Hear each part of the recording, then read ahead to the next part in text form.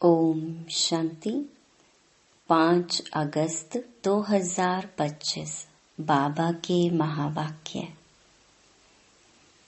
मीठे बच्चे, बाप आए हैं इस वैशाल्य को शिवालय बनाने।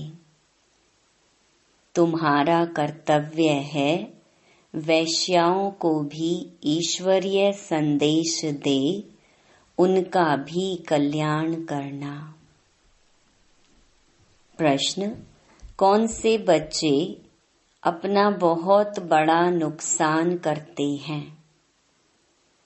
उत्तर: जो किसी भी कारण से मुरली पढ़ाई मिस करते हैं वह अपना बहुत बड़ा नुकसान करते हैं।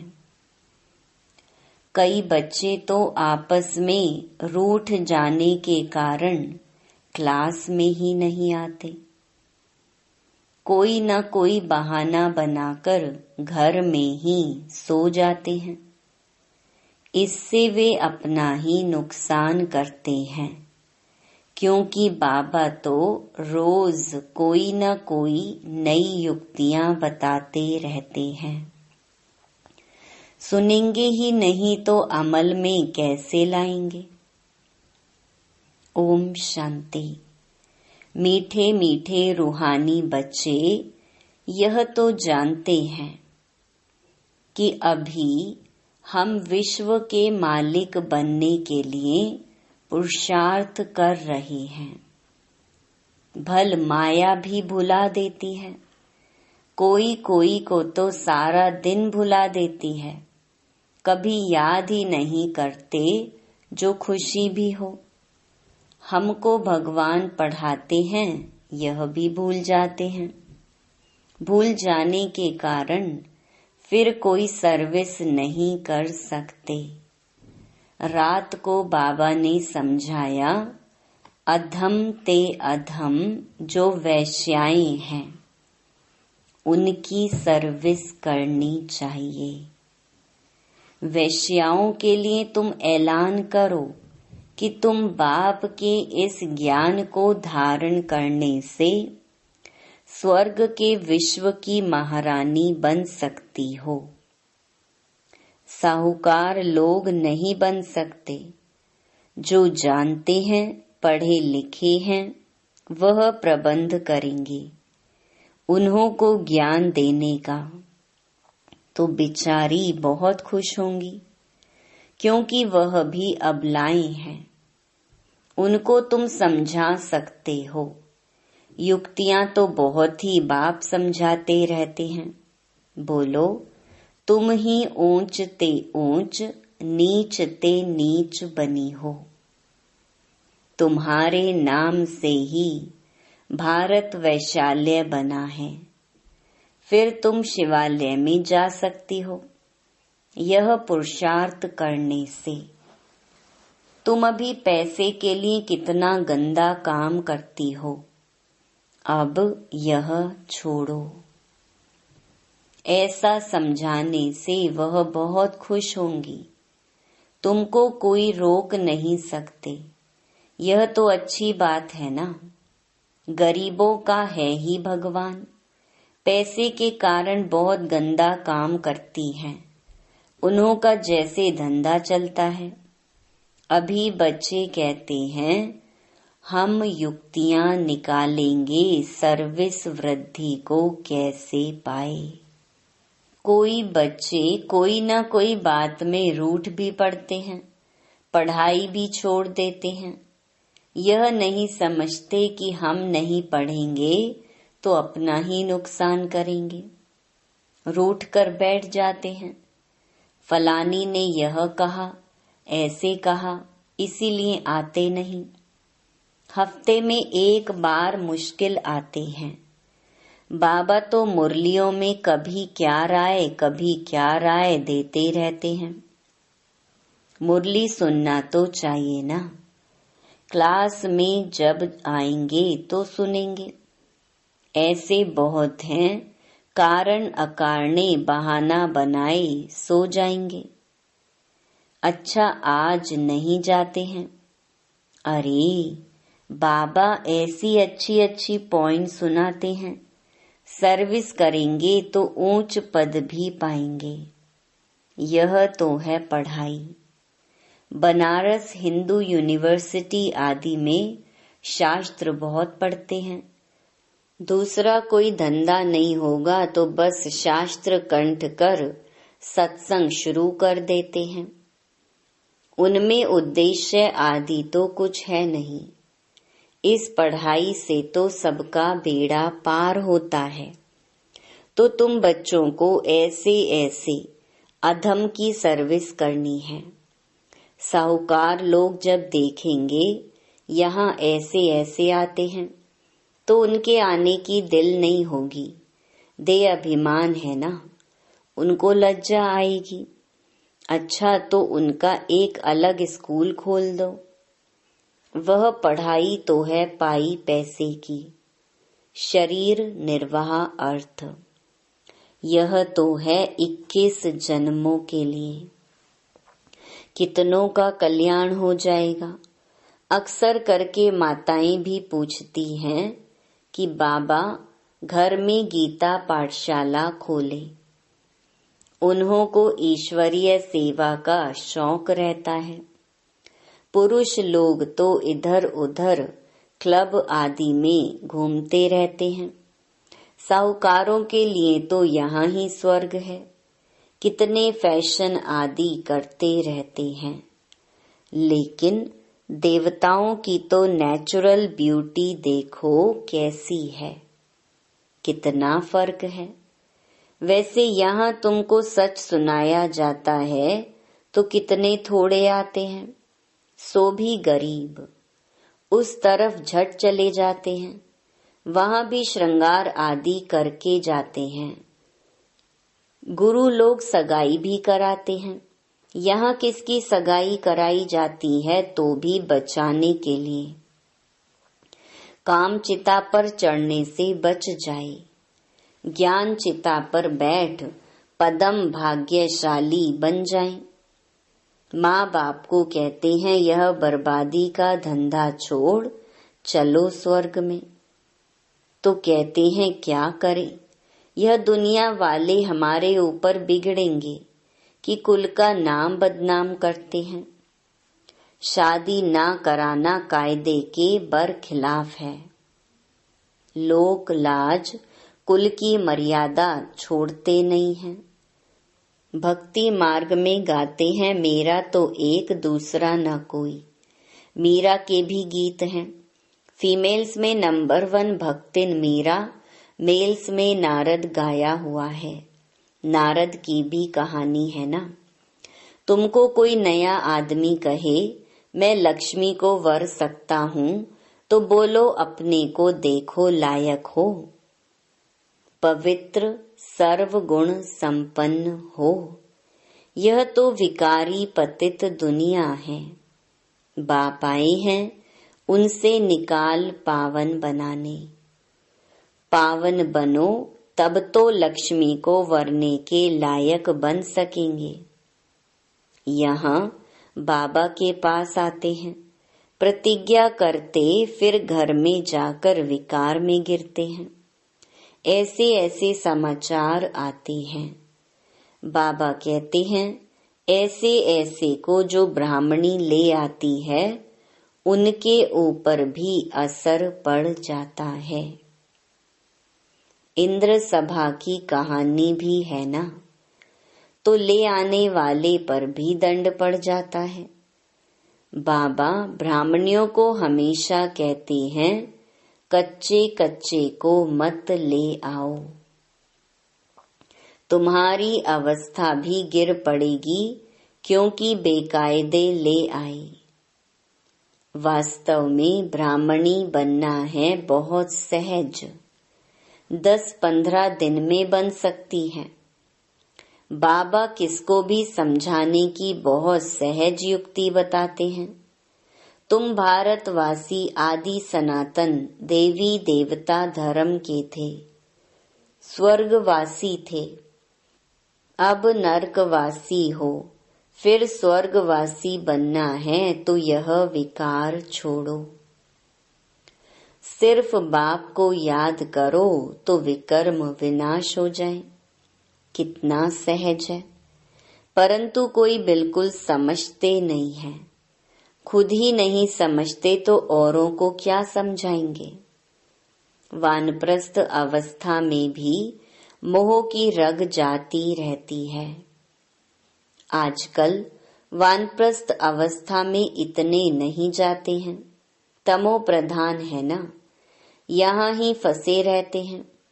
आगे वानप्रस्थियों के बड़े बड़े आश्रम थे, आजकल इतने नहीं हैं। 80-90 वर्ष के हो जाते तो भी घर को नहीं छोड़ते, समझते ही नहीं कि वाणी से परे जाना है। अब ईश्वर को याद करना है। भगवान कौन है यह सब नहीं जानते, सर्वव्यापी कह देते तो याद किसको करें। यह भी नहीं समझते कि हम पुजारी हैं। बाप तो तुमको पुजारी से पूज्य बनाते हैं, सो भी 21 जन्मों के लिए। इसके लिए पुरुषार्थ तो करना पड़ेगा। बाबा ने समझाया है, यह पुरानी दुनिया तो खत्म होनी है। अभी हमको जाना है घर, बस यही तात रही। वहाँ क्रिमिनल बात होती ही नहीं। बाप आकर उस पवित्र दुनिया के लिए तैयारी कराते हैं।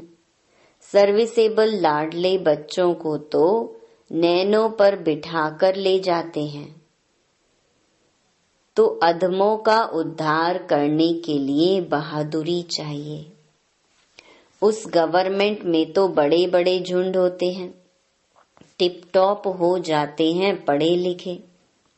यहाँ तो कई गरीब साधारण हैं, उनको बाप बैठ इतना ऊंच उठाते हैं। चलन भी बड़ी रॉयल चाहिए। भगवान पढ़ाते हैं, उस पढ़ाई में कोई बड़ा इम्तिहान पास करते हैं तो कितना टिप टॉप हो जाते हैं। यहाँ तो बाप गरीब निवाज है, गरीब ही कुछ ना कुछ भेज देते हैं। 1-2 रुपए का भी मनी ऑर्डर भेज देते हैं। बाप कहते हैं, तुम तो महान भाग्यशाली हो, रिटर्न में बहुत मिल जाता है। यह भी कोई नई बात नहीं, साक्षी हो ड्रामा देखते हैं। बाप कहते हैं, बच्चे अच्छी रीति पढ़ो, यह ईश्वरीय यज्ञ है, जो चाहे सो लो। लेकिन यहाँ लेंगे तो वहाँ कम हो जाएगा। स्वर्ग में तो सब कुछ मिलना है। बाबा को तो सर्विस में बड़े फुर्त बच्चे चाहिए, सुदेश जैसी, मोहिनी जैसी, जिनको सर्विस का उमंग हो। तुम्हारा नाम बहुत बाला हो जाएगा, फिर तुमको बहुत मान देंगे। बाबा सब डायरेक्शन देते रहते हैं। बाबा तो कहते हैं, यहाँ बच्चों को जितना समय मिले याद में रहो। इम्तिहान के दिन नजदीक होते हैं तो एकांत में जाकर पढ़ते हैं। प्राइवेट टीचर भी रखते हैं। हमारे पास टीचर तो बहुत हैं, सिर्फ पढ़ने का शौक चाहिए। बाप तो बहुत सहज समझाते हैं, सिर्फ अपने को आत्मा निश्चय करो। यह शरीर तो विनाशी है, तुम आत्मा अविनाशी हो। यह ज्ञान एक ही बार मिलता है, फिर सतयुग से लेकर कलयुग अंत तक किसको मिलता ही नहीं, तुमको ही मिलता है। हम आत्मा हैं, यह तो पक्का निश्चय कर लो। बाप से हमको वर्षा मिलता है, बाप की याद से ही विकर्म विनाश होंगे। बस यह अंदर रटते रहें तो भी बहुत कल्याण हो सकता है, परंतु चार्ट रखते ही नहीं। लिखते लिखते फिर थक जाते हैं। बाबा बहुत सहज कर बतलाते हैं। हम आत्मा सतो प्रधान थी, अब तमो प्रधान बनी हूँ। अब बाप कहते हैं मुझे याद करो तो सतो प्रधान बन जाएंगे। कितना सहज है, फिर भी भूल जाते हैं। जितना समय बैठो अपने को आत्मा समझो। मैं आत्मा बाबा का बच्चा हूँ। बाप को याद करने से स्वर्ग की बादशाही मिलेगी। बाप को याद करने से आधा कल्प के पाप भस्म हो जाएंगे। कितना सहज युक्ति बतलाते हैं। सब बच्चे सुन रहे हैं। यह बाबा खुद भी प्रैक्टिस करते हैं तब तो सिखाते हैं ना। मैं बाबा का रथ हूँ, बाबा मुझे खिलाते हैं। तुम बच्चे भी ऐसे समझो। शिव बाबा को याद करते रहो तो कितना फायदा हो जाए। परंतु भूल जाते हैं। बहुत सहज है। धंधे में कोई ग्राहक नहीं है तो याद में बैठ जाओ। मैं आत्मा हूँ, बाबा को याद करना है। बीमारी में भी याद कर सकते हो। बांधेली हो तो वहां बैठ तुम याद करती रहो तो 10-20 वर्ष वालों से भी ऊंच पद पा सकती हो। अच्छा, मीठे मीठे सिकिलधे बच्चों प्रति माता पिता बाप दादा का याद प्यार और गुड मॉर्निंग। रूहानी बाप की रूहानी बच्चों को नमस्ते। धारणा के लिए मुख्य सार। पहला, सर्विस में बहुत बहुत फुर्त बनना है। जितना समय मिले एकांत में बैठ बाप को याद करना है। पढ़ाई का शौक रखना है, पढ़ाई से रूठना नहीं है।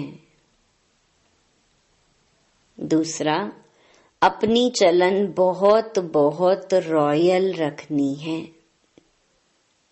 बस अब घर जाना है, पुरानी दुनिया खत्म होनी है, इसीलिए मोह की रगें तोड़ देनी है।